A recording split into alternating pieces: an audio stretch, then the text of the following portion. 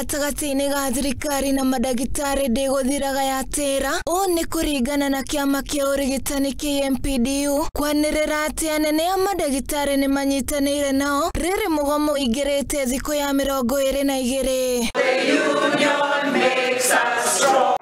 Mũikarĩri gĩtĩ wa Kmpdu David Jatela nĩ augĩte ihinda nĩ rĩkinyu thirikari gũkorwo ĩkĩhingia ciĩranĩro iria mekĩranĩire ngirimiti na maabitha Urigitani mwaka-inĩ wa 2017. We said before, and we are insisting, that the issue of interns cannot be negotiated.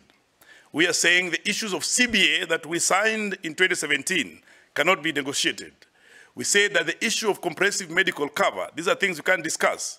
The issues that we raised to the government, which were 19, and have now been reduced to 11 because they've been consolidated, including the issue of registrars who are slaving in different hospitals. These are things that you can't negotiate any further. Mandagitari nĩ matetetie thirikari nĩ ũndũ wa kwaga gũthikĩrĩria igoti, na rĩu nĩ maugĩte atĩ gũcererwo kwa mĩario ta ũrĩa igoti rĩathanire thikũ ya 14 nĩ gũcũngĩrĩirie kũhotoma kwa motungata ma ũrigitani mathibitarĩ-inĩ ngũrani gũkũ bũrũri-inĩ.